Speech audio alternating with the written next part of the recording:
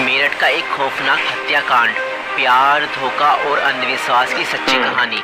मेरठ उत्तर प्रदेश में 2025 में हुआ एक ऐसा हत्याकांड जिसने पूरे भारत को हिला कर रख दिया। ये कहानी प्रेम, विश्वासघात और अंधविश्वास के खतरनाक जाल में फंसे कुछ लोगों की है, जिसने एक निर्दोष व्यक्ति की जान ले ली। इस केस में प्रेमिका ने अपने प्रेमी के साथ मिलकर अपने पति को मौत के घाट उतार दिया और उसके शव को 15 टुकड़ों में काटकर एक ड्रम में भर दिया और उसके अंदर सीमेंट डाल दिया। मगर चलिए इस कहानी को शुरुआत से देखते हैं। 2016 में मेरठ निवासी सौरभ राजपूत की मुलाकात मुस्कान रस्तोगी से हुई। दोनों के बीच प्रेम हुआ और कुछ सालों बाद उन्होंने शादी कर ली। लेकिन यह शादी सौरभ के परिवार को पसंद नहीं आई, क्योंकि मुस्कान एक अलग जाति से थी। इसके बावजूद दोनों ने अपने रिश्ते को मजबूत बनाए रखा। सौरभ मर्चेंट नेवी में जॉब करते थे और लंदन में पोस्टेड थे। शादी के कुछ समय बाद सौरभ लंदन चले गए, जबकि मुस्कान अपनी बेटी के साथ मेरठ में रहने लगी। इस दौरान उनकी जिंदगी में एक तीसरा व्यक्ति साहिल शुक्ला आया, जो मुस्कान को पहले से ही जानता था। सौरभ के लंदन में रहने के कारण मुस्कान की नजदीकियां साहिल से बढ़ने लगी। साहिल, जो पहले से ही मुस्कान को पसंद करता था, अब खुलकर उसके साथ वक्त बिताने लगा। मुस्कान ने उसे यह यकीन दिला दिया कि वह अपने पति के साथ खुश नहीं है और वह साहिल से सच्चा प्यार करती है। साहिल शुक्ला अंधविश्वासी प्रवृत्ति का था और आत्माओं, तंत्र मंत्र जैसी चीजों में विश्वास करता था। मुस्कान ने इस बात का फायदा उठाते हुए उसके लिए स्नैपचैट पर एक फर्जी अकाउंट बनाया, जिससे वह साहिल शुक्ला की मरी हुई मां के नाम से चैट करती थी। इस फर्जी अकाउंट से वह साहिल को यकीन दिलाने लगी कि उसकी मां की आत्मा मुस्कान को पसंद करती है और चाहती है कि वे दोनों साथ रहें। धीरे धीरे साहिल पूरी तरह से मुस्कान की बातों में फंस गया। मुस्कान ने उसे यह विश्वास दिलाया कि अगर वह उसके पति सौरभ को रास्ते से हटा दे तो वो दोनों एक साथ रह सकते हैं। साहिल अब पूरी तरह से मुस्कान के इशारों पर नाचने लगा था। मुस्कान और साहिल ने मिलकर सौरभ को मारने की साजिश रची। 4 मार्च 2025 को जब सौरभ लंदन से मेरठ अपनी पत्नी और बेटी से मिलने आया, तब मुस्कान ने सौरभ की फेवरेट सब्जी कोफ्तों में बेहोशी की दवाई मिलाकर खिला दी।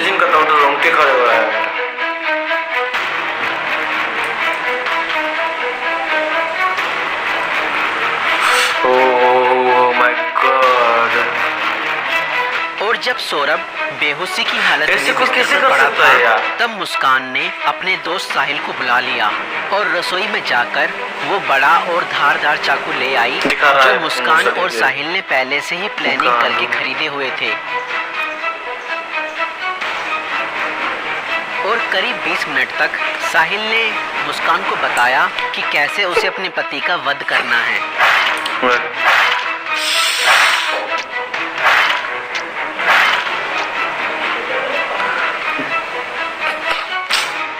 और फिर उसके बाद मुस्कान और साहिल ने सोते हुए सौरभ पर हमला किया और उसके हृदय पर 3 बार वार किए। भाई क्या ये पूरा रियल वार दे रहा है भाई।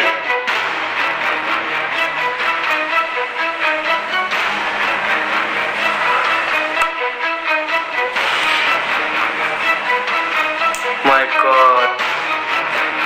और घर में पड़े कूलर को भी ऑन कर दिया ताकि उसकी आवाज किसी को भी ना सुनाई दे। जब उन्होंने सौरभ को खत्म कर दिया, उसके बाद वो उसकी बॉडी को बाथरूम में ले गए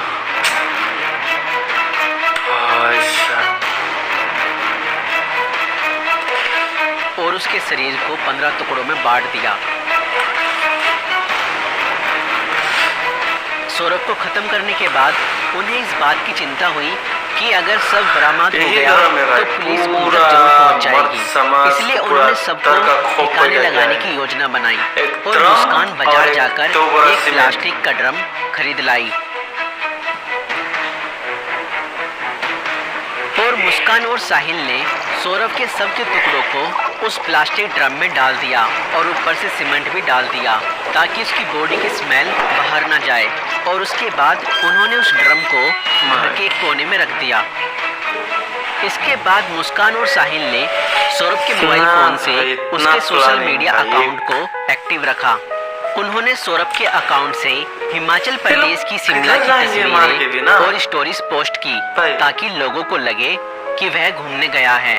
उन्होंने उसकी फैमिली और दोस्तों को यह यकीन दिलाने की कोशिश की कि सौरभ जिंदा है और बाहर यात्रा कर रहा है।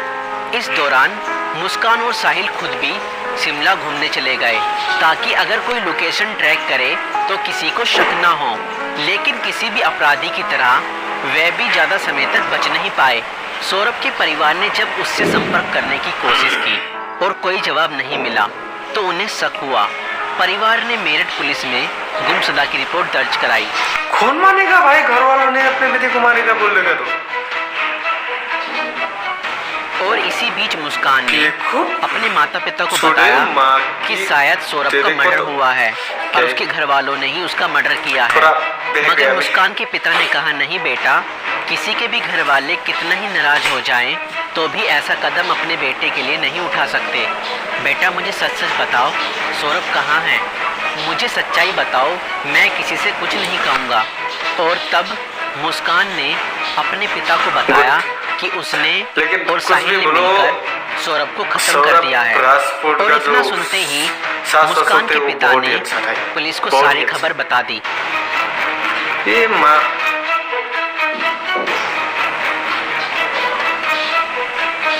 और पुलिस ने तुरंत मुस्कान और साहिल को गिरफ्तार किया और उस प्लास्टिक ड्रम को भी बरामद किया जिसमें सौरभ के शव के टुकड़े थे।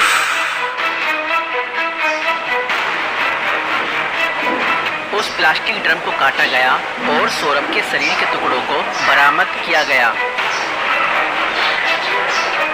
इस खौफनाक हत्या मिस्ट्री का अंत पुलिस द्वारा हत्यारों की गिरफ्तारी के साथ हुआ। पुलिस ने मुस्कान और साहिल को गिरफ्तार कर लिया। इसको जितना गाली दो, साजिश और सबको छुपाने के गंभीर आरोप लगाए गए। दोस्तों, ये घटना हमें यह सिखाती है कि अंधविश्वास का अंजाम बहुत बुरा और भयानक होता है। साहिल ने अपनी मां की आत्मा के नाम पर बनाए गए एक फर्जी अकाउंट पर भरोसा किया और हत्या जैसा अपराध कर दिया। और गलत संबंध और रिश्तों का अंजाम बहुत बुरा ही होता है। मुस्कान ने अपने फायदे के लिए साहिल को मानसिक रूप से कंट्रोल किया और हत्या तक करवा दी। और कानून से कोई नहीं बच सकता, चाहे अपराध कितना भी चालाकी से किया जाए। पुलिस की जांच और सबूतों के आधार पर अपराधी पकड़े ही जाते हैं। इसलिए रिश्ते सोच समझ कर बनाएं और जीवन साथी चुनने से पहले सामने वाला मानसिक रूप से कैसा व्यक्ति है ये जानने की कोशिश करें। साथी चुनते समय सूरत पर नहीं, सीरत पर ध्यान दें। उतना गाली दो बहन के लोड़ी को। बाय।